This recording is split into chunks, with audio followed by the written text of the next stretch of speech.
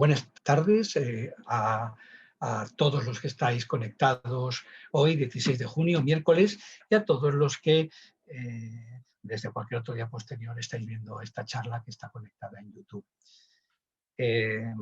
Esta es la segunda conferencia que la Asociación Internacional Ramón Gómez de la Serna, la AIR, celebra en Internet. La primera estuvo protagonizada por Ricardo Fernández Romero, que desde la Universidad de St. Andrews nos estuvo hablando de su reciente libro Ramón Gómez de la Serna o El mercader de imágenes, publicado este año por la editorial Carpe Noctem. Estuvo hablando explicando su libro, comentándolo, y todo en torno a las imágenes, en torno a la idea última del libro Ultravertebrado. En esta segunda charla, el protagonista, el conferenciante, va a ser Eloy Navarro Domínguez, profesor en la Universidad de Huelva, que nos va a hablar sobre Ramón Confinado. Antes de pasarle la palabra a Eloy, por favor, Laurian, que vas a ser la moderadora del acto, pues te paso a ti la palabra. Muchísimas gracias por su asistencia. Quizás decir que seguirá ese ciclo de conferencias y seguirá en el otoño, ¿no? Que de momento no está determinada la fecha, pero que prevemos para el octubre quizá. Nada más, bienvenidas y bienvenidos a todos de nuevo, y le doy la palabra a nuestro ponente, Eloy. Bueno, muchas gracias, Lorian. Bueno, en primer lugar, obviamente quiero dar las gracias a mis compañeros de la Asociación Internacional Ramón y, por supuesto, a todos los que están aquí presentes esta tarde. A la hora que es y todo eso, pues la verdad es que se agradece el sacrificio por oír algo que a fin de cuentas igual no es tan relevante y bueno, hasta puede decepcionar a más de uno. Bueno, en cualquier caso, sí quería decir que el título de la conferencia, esto de Ramón Confinado, lo propuse a la asociación todavía estando en pleno estado de alarma y ahora puede parecer un poco inactual, ¿no? A la altura ya de esta segunda desescalada que bueno, pues ahora sí parece que va de veras, ¿no? Y que debería conducirnos, si nada se tuerce, a eso que no sé si todavía se llama o se sigue llamando nueva normalidad. Un concepto, por cierto, ese de nueva normalidad, sobre el que Ramón, que tanto reflexionó sobre lo nuevo y tanto forcejeó con lo normal, seguro que habría tenido algo que decir, ¿no? Eso de nueva normalidad, leído en términos ramonianos, realmente le da a uno que pensar. Luego, de hecho, volveré a algo sobre esta cuestión. Bueno, en estos momentos, ¿no?, en los que se empieza ya a dejar a un lado las mascarillas, lo primero que hacemos es preguntarnos si todavía la vida que hemos vivido antes volverá, ¿verdad? Y si volverá a ser todo en general tal como era o no.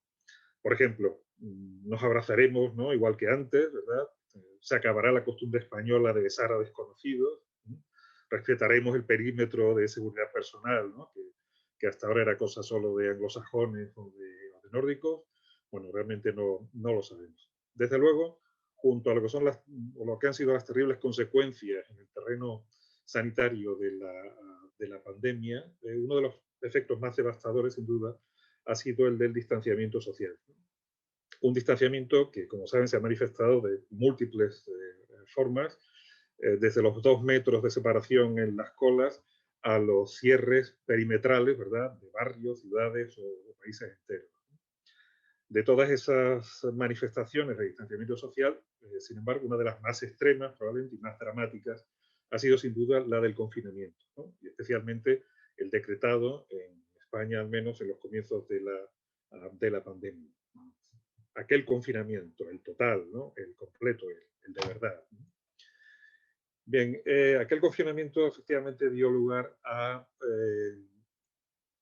una situación verdaderamente extraña, ¿no?, en la que coexistían por un lado el máximo dolor y por otro un aislamiento extremo, ¿no?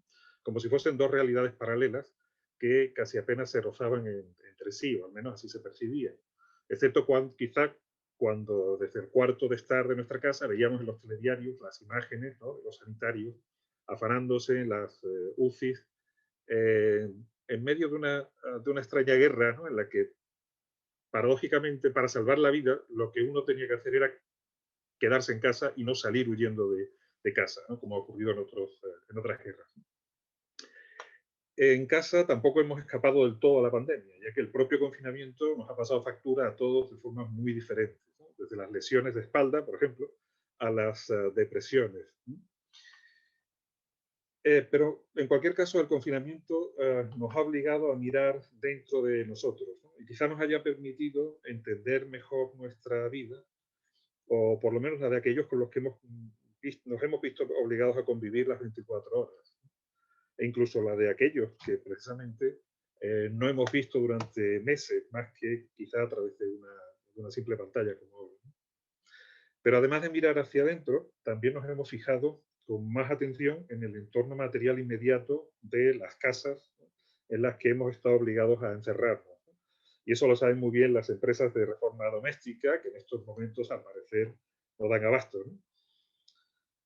Bueno, hemos empezado a mirar entonces con otros ojos ese ámbito de lo doméstico inmediato. Y hemos logrado ver como algo nuevo y distinto lo que hasta entonces había pasado desapercibido por normal y cotidiano. Bueno, aquí quizá en lugar de hablar de nueva normalidad, ¿no?, un concepto bastante peleagudo, como dije antes, pues habría que hacerlo más bien de algo así como lo normal nuevo, lo normal convertido en nuevo, que suena bastante más ramoniano, ¿no?, que nueva normalidad. Bueno, podría ser incluso que en estos meses alguno o alguna en su casa incluso haya oído gritar a las cosas, ¿no?, como decía Ramón, lo que gritan las cosas. Porque el confinamiento se ha convertido en una circunstancia, si al menos lo creo yo, particularmente favorable para entender a Ramón. Y es de eso justamente de lo que querría hablar. Bueno, al igual que la extrema sociabilidad, el autoconfinamiento, como saben, es un elemento esencial de la trayectoria literaria de Ramón.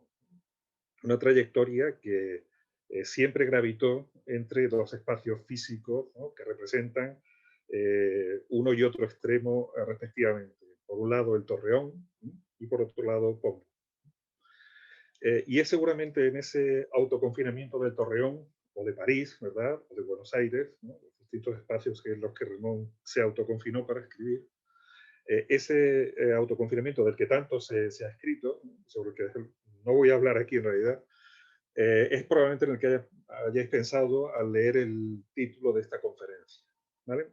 Pero por intentar honrar a Ramón ofreciendo algo nuevo, lo que me propongo hoy no es tanto reflexionar sobre ese autoconfinamiento del escritor maduro, adulto, formado, sino más bien, y en vista de las circunstancias presentes, ¿no?, de la pandemia en la que todavía nos encontramos, lo que pretendo más bien es buscar la relación con el confinamiento formado, perdón, con el confinamiento forzado, ¿no?, el motivado por la enfermedad, ¿no?, es decir, el que todos conocemos, ¿no?, y analizar esa relación, sobre todo a partir de algunos textos de novelas fundamentalmente de Ramón. Bueno, más allá de la simple aprensión o hipocondria, ¿verdad?, que son constitutivas, como sabemos, del carácter de Ramón, eh, todos conocemos el interés que Ramón manifestó siempre por la enfermedad, por la medicina y por los médicos, ¿no? Y tampoco creo que sea necesario añadir aquí nada. Es algo que se puede comprobar, como sabéis, en textos de muy diversa naturaleza, por supuesto en las greguerías, ¿no?, y que de alguna manera aparece resumido en todo un capítulo monográfico de la Automoribundia, el 92, que Ramón tituló la larga disquisición sobre mis ideas médicas y farmacéuticas. En esa larga disquisición, efectivamente, Ramón exponía una serie de teorías médicas en las que, como él mismo reconocía, se mezclaban la realidad y la fantasía. La mezcla de realidad y fantasía asociados a la medicina se daba ya, como todos saben, en la conocida novela de 1914, El doctor inverosímil, ¿no? Una novela, si se puede considerar tal, de una estructura bastante peculiar, ¿verdad? Abierta, acumulativa, ¿eh? Como se puede apreciar en la publicación de distintos casos posteriores a la novela, ¿no?, del doctor inverosímil, y por supuesto en la segunda versión que aparece en el año 1921. ¿Vale? Está aquí. Está la del 14 a la izquierda y la del 21 a la derecha. En esa novela pues, se suceden diferentes casos, ¿no?, tratados por el doctor Vivar, y relatados por él mismo, ¿no?, que presentan síntomas insólitos y a los que el médico en cuestión aplica tratamientos igualmente disparatados.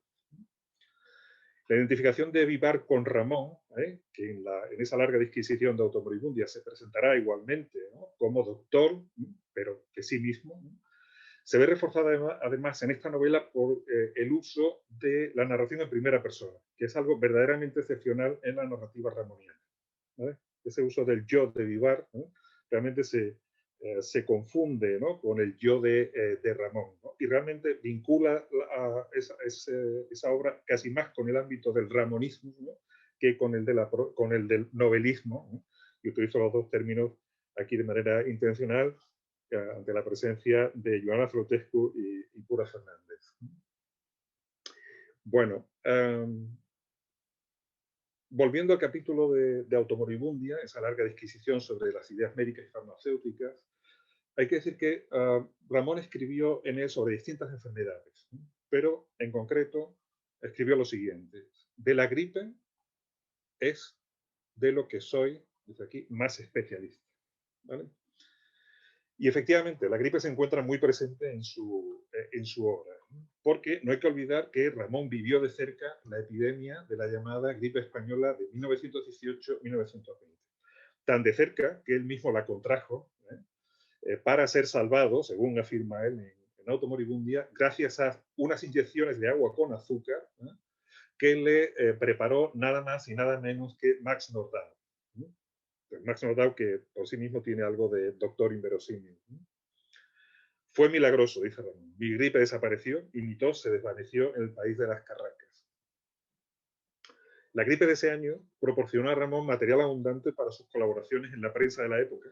E incluso es posible que estuviera detrás de la publicación de la segunda versión ampliada del doctor inverosímil, que apareció, como saben, a mediados de 1921, ¿no?, y que contenía algunos textos que habían sido publicados en la prensa de ese año. La novela, esta segunda versión, aparece anunciada en febrero de 1921, febrero que es un mes gripal, ¿no?, por excelencia, en la revista España, en un texto titulado Caprichos, nuevos casos del doctor inverosímil. Haciendo gala a su condición de especialista en gripes, Ramón siguió publicando, después de la aparición de la segunda versión del doctor inverosímil, distintos textos sobre gripes y epidemias en general. Al año siguiente, ¿no?, de nuevo en febrero, tampoco no es en absoluto coincidencia, y bajo el epígrafe La Vida, publicó un artículo titulado Tipo de recaído, ¿no?, publicado en El Liberal en febrero de 1922, y dedicado a la apariencia de Madrid, de la ciudad, durante la gripe estacional. Al año siguiente, en El Sol, apareció otro titulado Los simbolistas de la gripe, en el que se refería a las imágenes utilizadas por los enfermos de gripe para describir sus síntomas. Aquí, bueno, no sé si... A ver si vamos a quitar esto. Bien. Debido al ingenio de los más tratados por la gripe, se ha llegado a saber secretos de ella que no conocen los especialistas. Se ha creado una extensa literatura con imágenes muy bellas a propósito de la gripe. Imaginaciones calenturientas, gracias a ella, han lanzado, antes de meterse en la cama definitivamente, frases sutiles. Siento ese cepillado en el dorso de las manos que es sintomático. Estoy lleno de los vacíos dolorosos de la gripe. Tengo un alfiler de gripe, es decir, mejor, una aguja. Llevo los guantes amarillos de la gripe. Bueno, El fragmento, como se puede comprobar, constituye sin duda una anticipación de una novela corta, titulada El Gran Griposo, que apareció publicada inicialmente en la Revista de Occidente en abril de 1927. Y en la que Ramón, como veremos, pues recurría a imágenes muy parecidas para describir los síntomas de la gripe. El protagonista de esta novela, Antonio Rojas, es también, como el propio Ramón, un verdadero especialista en gripe. Y como tal vive obsesionado con sus síntomas y tratamientos. Rojas enferma, dice Ramón, de ese mal que diciendo usted dispense, se lleva del tropezón a media humanidad. Y del que también dice Ramón, juega con nosotros como en el juego de los bolos. Siempre nos está echando abajo en filas enteras. Tras recuperarse de una primera gripe, Rojas, el protagonista, acude a su tertulia en el café, donde algunos amigos le cuentan casos de enfermedades y curaciones, ¿no?, casi todos relacionados con la gripe, que realmente son dignos del doctor inverosímil. Y que comparte, y además estos amigos comparten con él las últimas novedades, que en su mayoría son simples bulos, en relación con el tratamiento de la enfermedad. Y todo ello mientras, dice Ramón, la gripe bailaba la danza del café en medio de aquel congreso de griposos. Esos griposos al final acaban volviéndose a casa y, añade Ramón, buscándose ya el primer síntoma. Uno de ellos, uno de esos tertulianos, amigos del protagonista, pues, formula una curiosa hipótesis sobre su origen. La gripe no se sabe de dónde sale, dijo García. Probablemente viene de la China. Y es que aquellos sucios, por muy lejos que estén, son capaces de contagiar el mundo. Y bueno, hay que decir que hasta 1993 no se empezó a especular con el origen del virus de la gripe de 1918 en China. Una teoría que luego ha sido apoyada por distintos trabajos científicos y refutada también por otros tantos de autores fundamentalmente chinos. Claro. Después de curarse, Rojas vuelve a contraer la enfermedad, que Ramón describe ahora recurriendo él mismo a ese simbolismo de la gripe, ¿no?, al que se había referido en el artículo que he mencionado anteriormente. Por eso habla del reloj de pulsera de la gripe, con sus horas y minutos, para mientras dura, le apretaba la muñeca con su muñequera de escalofrío. Las ligas de la gripe le molestaban con sus elásticos sin elasticidad y su broche puntiagudo. Sentía apretarle la gran faja de la gripe, que no se sabe nunca cuántas vueltas lleva dadas alrededor de los riñones. Bueno, efectivamente, esta es un poco la conexión, ¿no?, que se puede establecer con ese artículo, ¿no?, de los simbolistas de la gripe que he mencionado anteriormente.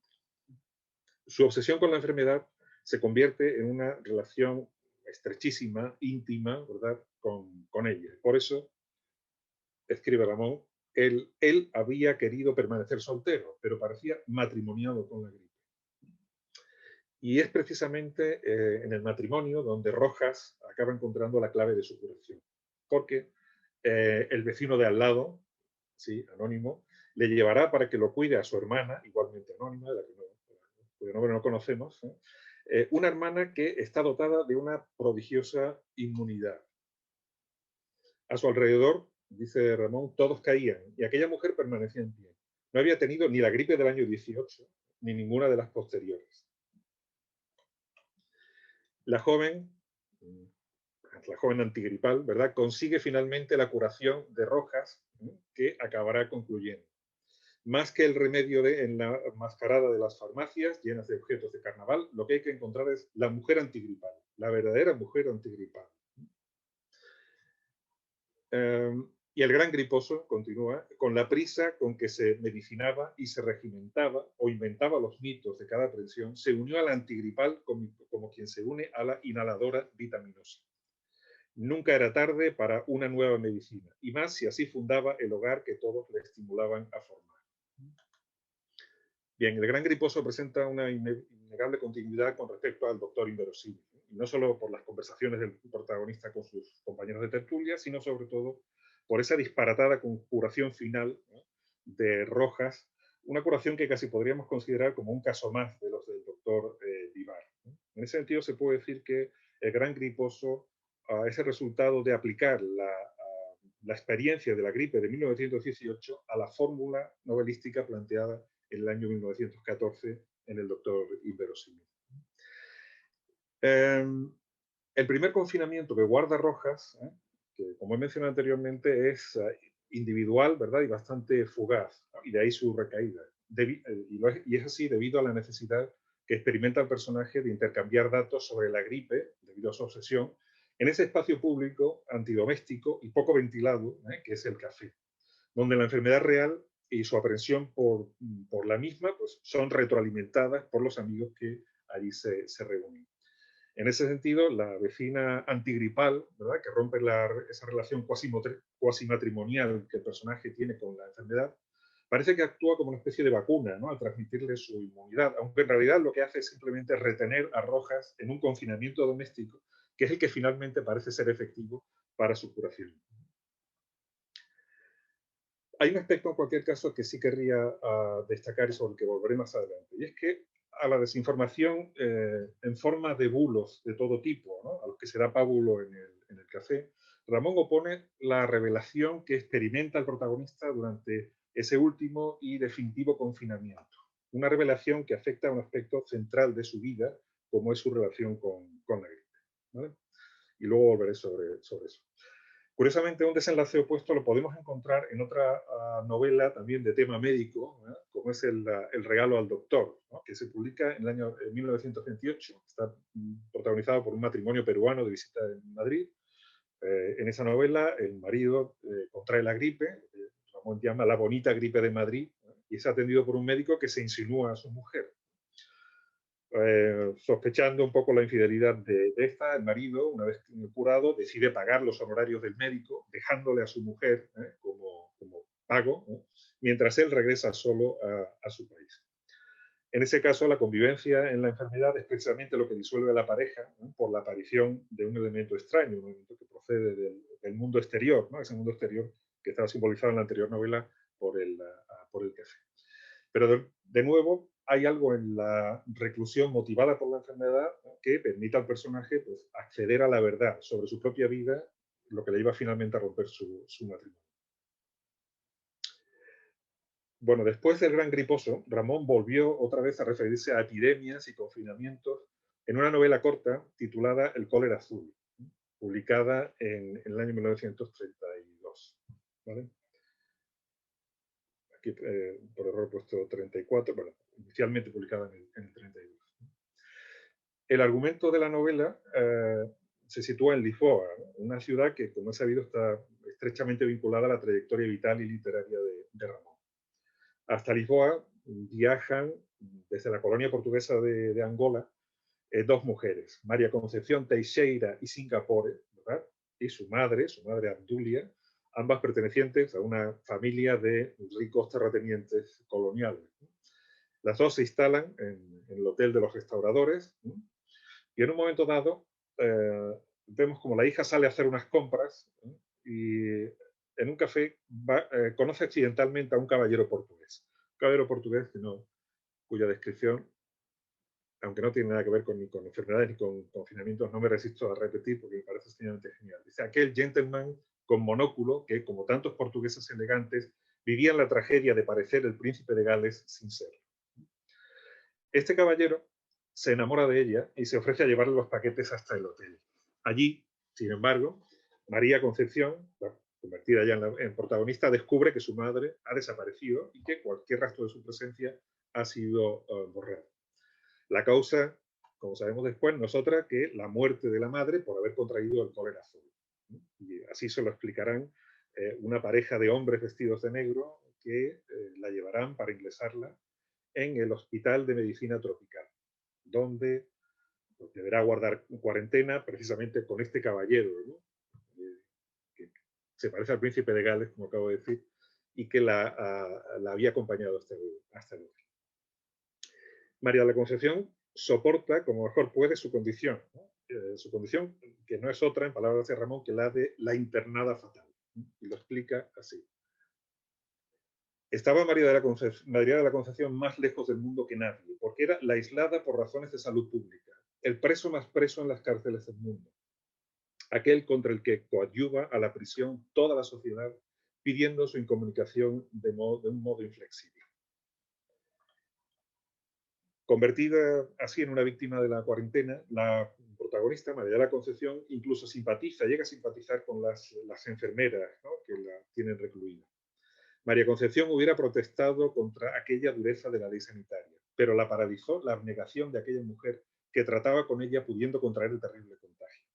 Podía estar más sola aún si no fuese por el espíritu de sacrificio de aquellos seres que eran el último contacto con la sociedad amedrentada de todos los vivos, deseosos de seguir viviendo, contraídos en sus vidas. Creo que, bueno, muchas cosas que nos suenan, ¿no?, de algo. El internamiento de María Concepción le permite a Ramón describir el ambiente del hospital, en el que la condición de imperio colonial de Portugal se vuelve, de alguna manera, contra la metrópoli, bajo la forma de un sinfín de enfermedades raras. Ese origen exótico de las enfermedades, lo extraño de sus causas y síntomas, favorece la presencia en la novela, la reaparición en la novela, de no pocos elementos de eso que podríamos llamar medicina inverosímil, ¿no?, que se vienen apuntando ya, obviamente, desde la novela de 1914. ¿no? Elementos que dan como resultado una serie de imágenes que casi parecen más propias del realismo mágico, ¿no?, que incluso de la novela ramoniana. ¿no? El hospital de enfermedades tropicales está lleno de enfermos de contagios de árbol, de esos árboles de grandes hojas, de bordes rotos como cabezas flotantes, de enfermos del roce, con serpientes alevosas que al pasar por la sombra con su verde de tiritaciones se saturan de oscuros males, de enfermos de mal de pereza y de siesta empedernida que dan los paipais, de enfermos del volar de pájaros malignos, de enfermos de esos remansos de las aguas glaucas en que se lavan la cabellera los árboles del trópico sin que nunca les llegue el agua a la nuca.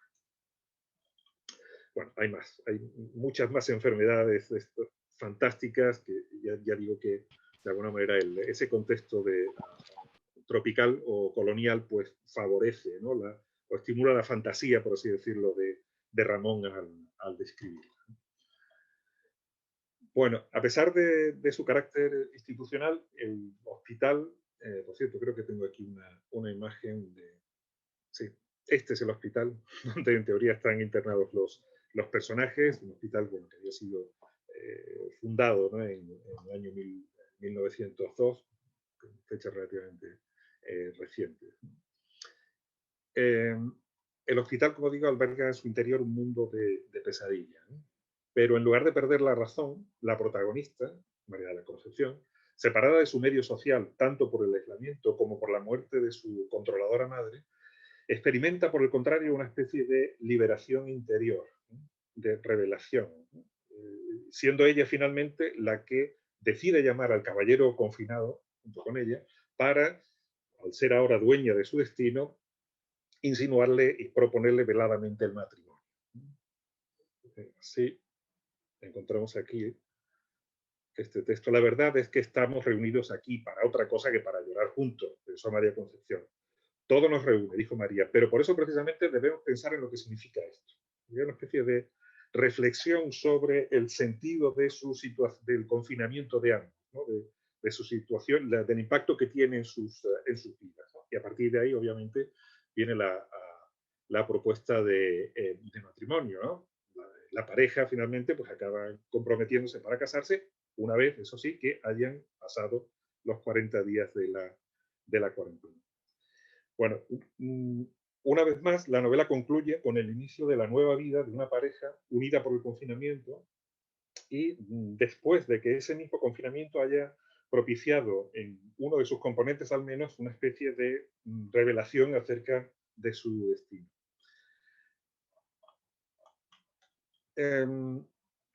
Sobre esta novela hubo un momento cuando estaba preparando esta conferencia que estuve documentándome sobre la cuestión del desarrollo de la peste, lo que se llama fiebre neumónica en Portugal y por supuesto también fiebre española, y ya se sabe lo que ocurre en Portugal, ¿no?, con ese refrán de España, nen bon vento, nen bon casamento, ¿no? Todo lo que viene de España es potencialmente malo, ¿no?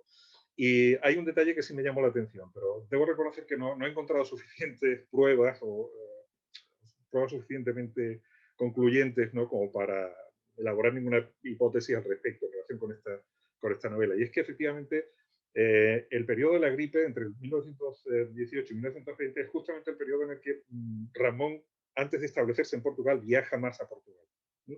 Y no sé si en algún momento fue junto con Carmen, y no sé si incluso si junto con su hija, con María. Entonces, no sé si en algún momento estuvieron confinados los tres, dos o alguno de ellos en algún sitio. No sé si en este mismo hospital de enfermedades infecciosas, enfermedades tropicales o no. Sí sé, por ejemplo, eso, que Carmen de Burgos, según Concepción Núñez Rey, estuvo recluida, dice, en un hotel por una enfermedad en uno de esos viajes a principios de 1920. Así que, bueno, puede ser una hipótesis, pero insisto que he intentado apurar un poco lo que eran los datos que tenía disponibles en relación con esta cuestión y no he llegado no puedo llegar a ninguna conclusión. Pero en cualquier caso, lo que sí es cierto es eso, es que Ramón viajó al menos en 2 ocasiones a Portugal en el periodo de la epidemia de la gripe. Y raro sería que en algún momento no hubiera tenido que pasar por alguna cuarentena o algún confinamiento. Bueno, la facultad de los confinados de alcanzar eso, algún tipo de revelación interior nos lleva a otro texto que aparece ahora recogido en Automoribundia y en el que, a la altura de 1949, Ramón rememora un episodio de su vida que parece haber dejado en él una cierta huella, ya que de hecho aparece evocado en La Quinta de Palmira, que es una novela en ese sentido muy interesante, a la que también digamos que se le podría sacar punta, ¿no?, en relación con el concepto de confinamiento y de confinamiento compartido, ¿no? Un confinamiento compartido que ya se sabe que el protagonista masculino, Armando, intenta romper, ¿no?, de alguna manera. Una novela, en cualquier caso, centrada en la relación de los personajes con el espacio doméstico y una novela en la que la casa se presenta como una especie de personaje que supone al mismo tiempo una tentación y una amenaza, ¿no? Y esa es la razón por la que de alguna manera está tan vinculada al personaje femenino de Palmira. En esa novela, el español Armando, que es en muchos aspectos un trasunto del propio Ramón, asocia el ambiente interior, ¿no?, de la quinta con el recuerdo infantil de la casa de su abuela. Era cuando Armando reconocía más la suavidad de Portugal, su entonación, la serenidad de otro tiempo en que abundaba. Él solo recordaba una paz igual allá de pequeño, hacia el 1889, cuando en casa de su abuela, en la calle de Monteleón, llegaba la hora de la siesta y se quedaban entornadas las maderas. Era un aire de hacía 30 años, aquel que había en la quinta, y por eso resultaba tan virgen y tan sabroso. En Automoribundia, Ramón dedicará a esa casa de la abuela en la calle de Monteleón un capítulo entero, y monográfico además, el capítulo 11, titulado La tos ferina, interioridades de la casa de mi abuela, cruces y botones, el calientacamas. En este capítulo, y nos estamos situando ya fuera de la ficción, no estamos ya hablando de personajes, ¿no?, sino del propio Ramón, se nos relata lo que podríamos considerar el primer confinamiento de Ramón, allá en la infancia. Por ese tiempo, escribe, compruebo que tener tosferina es no ver a los hermanitos y agarrarse bien a los barrotes de la cama para toser. Así como el que ellos tengan la tengan, es también no verles durante una temporada y estar en casa de la abuela. La casa de mi abuela era el lazareto donde fui aislado durante las enfermedades contagiosas de mis hermanos. Bueno, pues hay otro detalle más, ¿vale?, que se refiere, ¿no?, a lo que es el confinamiento por enfermedad en casa de su abuela. El niño Ramón, que no está enfermo ni haciendo cuarentena, ¿no?, sino que está literalmente confinado para evitar el contagio en casa de su abuela, se ve trasladado de repente a un medio que le resulta a la vez familiar y extraño, a medio camino entre el presente en el que vive y el pasado en el que vive todavía su abuela. Un medio en el que se mezclan lo normal, por un lado, y lo normal y cotidiano, por un lado, y precisamente por causa del confinamiento, lo extraordinario.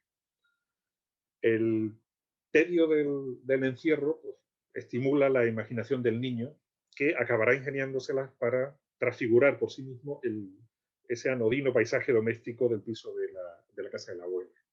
Y por eso escribe: en esa media luz y en ese silencio, el niño de 7 años que yo era tenía que entretenerse con las cosas que él sacase de la nada como un prestidigitador.